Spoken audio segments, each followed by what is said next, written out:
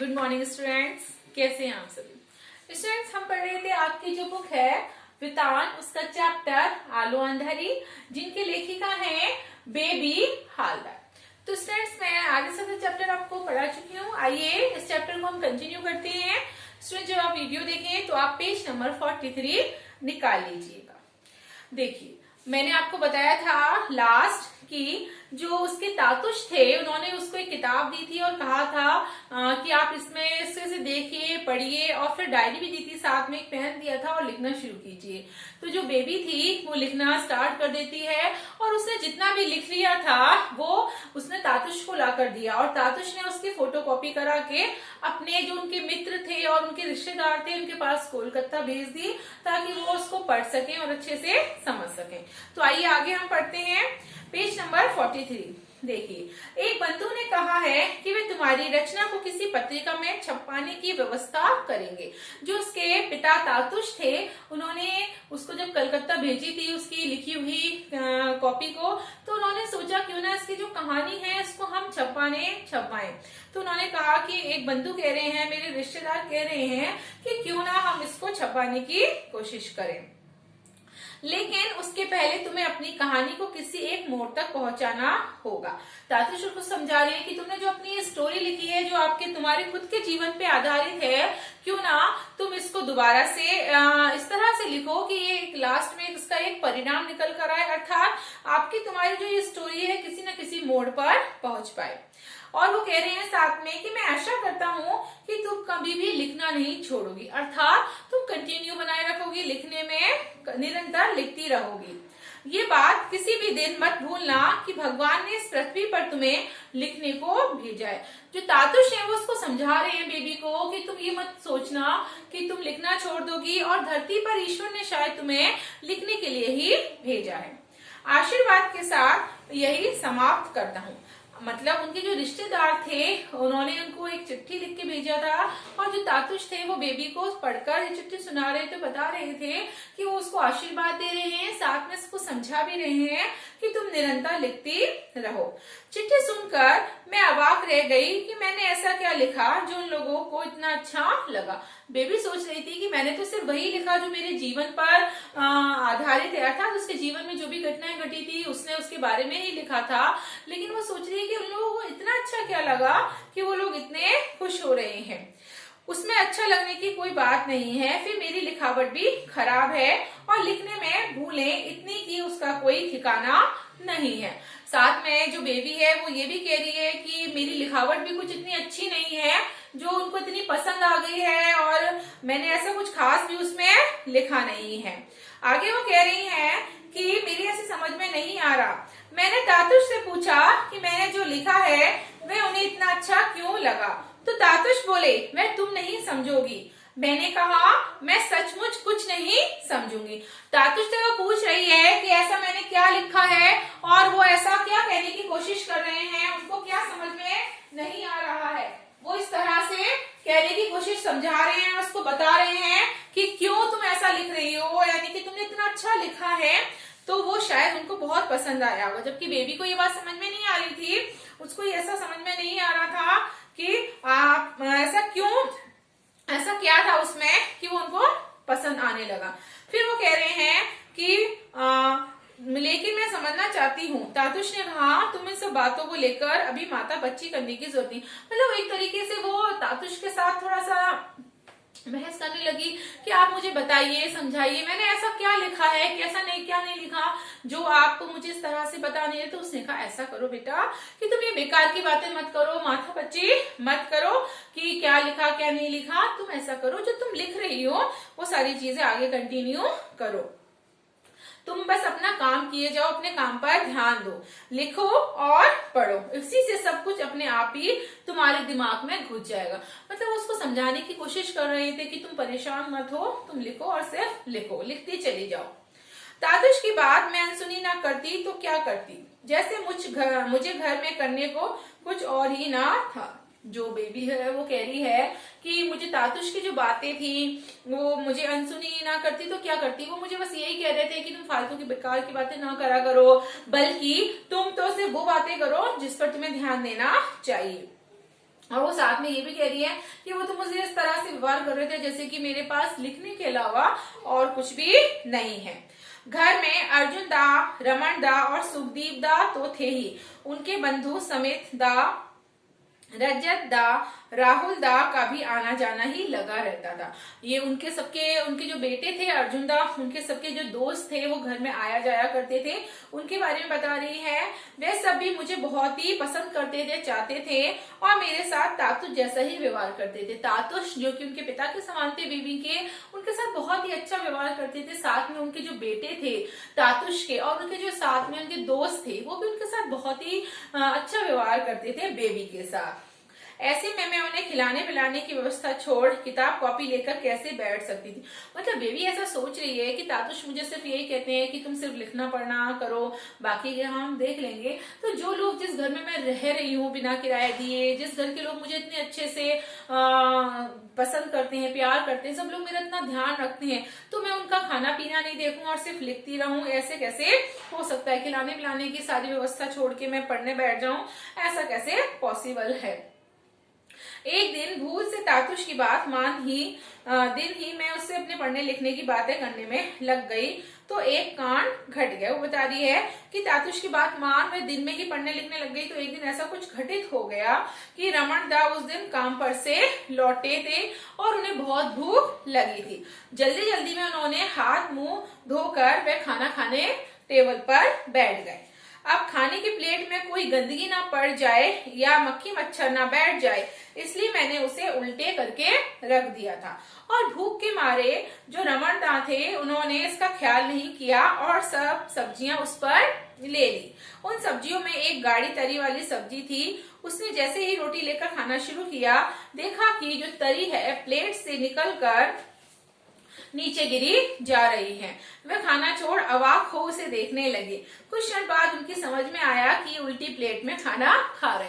मतलब एक छोटी सी घटना ये घटी बच्चों की, वह सारा काम छोड़कर पढ़ाई में जब बैठी हुई थी बेबी ही, तो उसने बताया कि ऐसा कांड घट गया, ऐसी घटना घट गई कि उन्होंने डाइनिंग टेबल पर जो प्लेटें थी वो उल्टी करके रखी हुई थी ताकि उनमें कोई गंदगी ना बैठे, मच्छर मक्खी ना आए, इसलिए। और जो रमन दा वहां पर खाना खाने आए तो बहुत ज्यादा भूखे थे।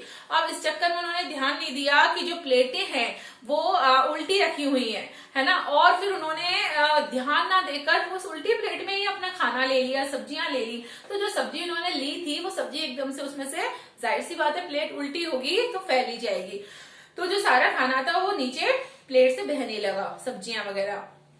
वह वहीं बैठा ना जाने क्या सोच सोचकर खूब हंसने लगा। मैंने तातुश से पूछा, रमन दा किसके साथ बातें करके हंस रहे?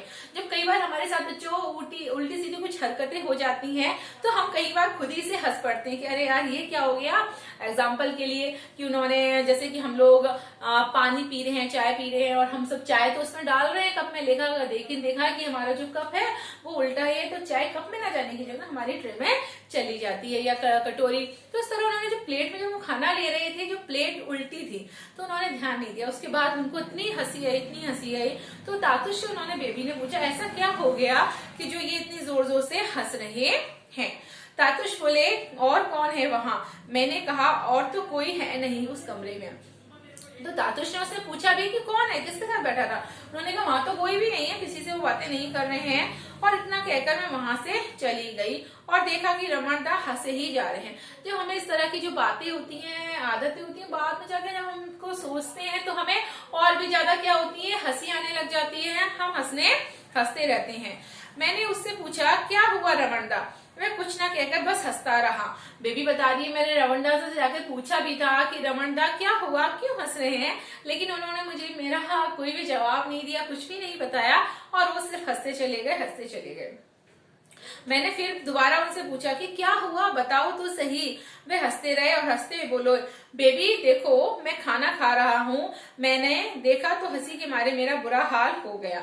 हंसते हंसते ही आकर मैंने तातुश को भी बताया कि जोर की भूख लगी होने के कारण रमन दाने ने बिना देखे ही उल्टी प्लेट में सारा खाना परोस लिया और खाने लगे, और वो खाना जब फैलने लगा तो वो देखकर हंसने लगे। अर्थात उनसे इस तरह की घटना घट गई। वे हम लोगों की तरह नहीं हंसते थे, उनकी हंसी उनकी अपनी तरह की थी। धीरे धीरे उन लोगों को हंसना बंद हो गया, लेकिन मेरी हंसी नहीं थम रही थी। अक्सर आपने देखा होगा जब कुछ इस तरह की घटना घटती है, इस तरह की कोई बात हो जाती, तो बॉयज तो शायद थोड़ी देर में कंट्रोल कर लेते हैं, लेकिन जो गर्ल्स हैं, वुमेन्स हैं, वो हंसती रहती हैं। तो वो बता रही है बेबी कि उन लोगों की जो हंसी थी वो तो फिर भी बंद हो गई थी, लेकिन मेरी जो हंसी थी वो कंटिन्यू चल रही थी। मेरे बंधु की चिट्ठी कितने दिनों से आकर पड़ी हुई है। फिर तातुश ने साथ में उसको ये भी कहा कि बेबी तुम हंसती ही जाओगी या खाली हंसने से सब हो जाएगा, है ना, कि भाई तुम हंसती भी रहोगी या भाई हम सबको खाना वाना भी बनाकर खिलाओगी। फिर वो उसको बताने लगे कि मेरे जो बंधु हैं यानी जो रिश्तेदार हैं उनकी चिट्ठियां आई हुई हैं और काफी दिनों से पड़ी हुई हैं, तो उसका जवाब तुम्हें नहीं देना होगा। मैंने कहा कि ये चिट्ठी विट्ठी लिखना मुझे नहीं होगा। यानी वो कह रहे थे कि वो जब चिट्ठी आई है तो उसका तुम्हें रिप्लाई यानी कि उत्तर भी तो लिखकर चिट्ठियों में भेजना है, उन्हें आंसर भी तो करना है, तुम कब करोगी ये सारे काम, सिर्फ हंसती ही रहोगी, उन्होंने मुझसे कहा तातुश को। तातुश बोले क्यों नहीं होगा, तुमने जैसे बने वैसे ही लिखो, लिखते लिखते ही सब ठीक हो जाएगा। वो बता रही है, बेबी बता रही है कि तातुश से जब उन्होंने कहा कि चिट्ठी विट्ठी लिखना मेरे बस की बात नहीं है, तो उसने कहा बिल्कुल तुम्हारे बस की बात है और तुम लिखोगे और लिखते ही रहोगे, जैसे भी तुमसे लिखा जाए उन चिट्ठियों को लिखो और उनके जवाब दो। मैं सोच में पड़ गई, कभी किसी को चिट्ठी विट्ठी तो लिखी नहीं है, यदि लिखे भी तो बस जैसे तैसे दूसरों के लिए कुछ प्रेम पत्र। कुछ समझ में नहीं आता कैसे लिखूंगी, क्या लिखूंगी, कितना गलत लिखूंगी, कितना सही, इसका भी तो कोई ठिकाना नहीं है। वो कह रही है यार मैंने कभी तो किसी को लिखा नहीं है, अगर मैं लिखूंगी तो किस तरह से लिखूंगी समझ में नहीं आ रहा है ना। मैंने तातुश से पूछा कि मैं उन्हें क्या बोलकर लिखूंगी। तातुश बोले ये तुम ही सोचकर देखो, बस इतना ध्यान रखना कि वे मुझसे 1 वर्ष बड़े हैं। मैंने कहा मैं उन्हें जेठू, जो कि पिता के बड़े भाई या ताऊजी होते हैं उसको कहा जाता है, बोलकर लिखूंगी। तातुश बोले तुम्हारी जैसी मर्जी। मैंने जेठू बोलकर ही अपनी चिट्ठी लिखी। चिट्ठी लिखने का सिर पैर मैं नहीं जानती थी, फिर भी जैसे बन पड़ा मैंने लिखा। वो बता रही है जब उन्होंने मुझे इतना फोर्स किया कि नहीं तुम उनको चिट्ठी लिखो, जवाब दो, तो मैंने चिट्ठी लिखना स्टार्ट कर दिया और फिर मैंने उन्हें ताऊजी कह के संबोधित किया। अब मुझे स्टार्टिंग तो पता नहीं थी, जैसे बच्चों आपको पता है कि फॉर्मेट होता है, प्रारूप होता है हमारे पत्र लिखने का, लेकिन उसको ऐसा कुछ भी नहीं आता था, इसलिए उसने ऐसा कुछ भी नहीं लिखा। वो आगे बता रही है, उस चिट्ठी के जवाब में जेठू ने लिखा, प्रिय बेबी तुम्हारा चिट्ठी कई दिन पहले मुझे मिली थी, क्या लिखूं, सोचते सोचते इतनी देर हो गई। 4-5 दिन हुए मैं यहाँ की किताबों के बाजार गया था, वहां बांग्ला किताबें देखकर इच्छा हुई थी कि सारा बाजार उठाकर तुम्हारे पास भेज दूं। जब उसने उनको चिट्ठी लिखी अपने ताऊजी को, एक तरीके से जो उसके तातुश के बंधु थे, तो उन्होंने उसका जवाब दिया और कहा कि मुझे तुम्हारी चिट्ठी मिली है, लेकिन मुझे समझ में नहीं आ रहा कि मैं क्या करूं और क्या नहीं करूं। मेरी ऐसी इच्छा हो रही है कि बाजार में जितनी भी किताबें खरीद कर तुम्हें भेज दूं ताकि तुम पढ़ सको। लोग वहां मछली की तरह किताबें खरीद रहे थे और मैं अवाक होकर उन्हें देख रहा था। वे बेबी को उस चिट्ठी में लिख के बता रहे हैं कि जब मैं बाजार गया तो मैंने वहां देखा कि लोग जिस तरह से मछलियां बिकती हैं बाजार में, उसी तरह से किताबें भी वहां बिक रही थी। और वो आगे बता रही है कि मैं उनको देखकर बड़ा अवाक रह गया, आश्चर्यचकित हो गया कि लोग इस तरह से किताबें भी खरीदते हैं। तुमने ये बिल्कुल ठीक लिखा है कि तुम्हारी रचना को लेकर तुम्हारे तातुश और मैं बहुत चिंतित हूँ। वो साथ में ये भी बता रहे हैं कि तुम्हारी जो तुम लिख रही हो स्टोरी, उसके बारे में मैं भी थोड़ा सा चिंतित हूँ और साथ में तुम्हारे तातुश भी हैं जो बहुत चिंतित है। चिंता का कारण यह है कि तुम्हारी किताब कैसे छपे। आशापूर्ण देवी का पाखिर खाचार पाखी कैसा लग रहा है। उन्होंने कहा कि हम इस चिंता में हैं कि जो ये आपकी जो कहानी है, स्टोरी है आशापूर्ण देवी की, वो किस तरह से छपेगी और कैसे नहीं छपेगी। तुम्हें तातुश ने जरूर बताया होगा कि आशापूर्णा देवी घर के सारे काम काज निपटाकर उस समय चोरी चोरी लिखती थी जब सब लोग सो जाते थे। जो एक राइटर रह चुकी है आशापूर्ण देवी, उनके बारे में बता रहे हैं कि वो भी किस तरह से लिखा करती थी, घर के सारे लोग सो जाया करते थे, उसके बाद वो घर का सारा काम निपटाकर लिखा करती थी। उन्हें केवल बांग्ला ही पढ़ी थी और घर से बाहर भी बहुत ही कम निकली थी। मैं और तातुश दोनों ही आशापूर्ण देवी की लिखने पढ़ने की दुनिया की काफी खबरें जानते हैं, जबकि हम में उनकी कानी उंगली बराबर भी लिखने की क्षमता नहीं है। तुम दूसरी आशापूर्ण देवी हो सकती हो, ये बात मेरे मन में बार बार आती है। तीसरा खंड कितना आगे बढ़ा, मेरा प्यार लो तुम्हारा जेठू। उसके बाद वो कह रही हैं, बता रहे हैं कि आशा पूर्ण जिस तरह से लिखती थी, हम आशा करते हैं मैं और तातुश कि तुम भी बहुत अच्छे से लिखो। तो बच्चे आज का वीडियो आपका यहीं था, कल इसको हम कंटिन्यू करेंगे। Thank you.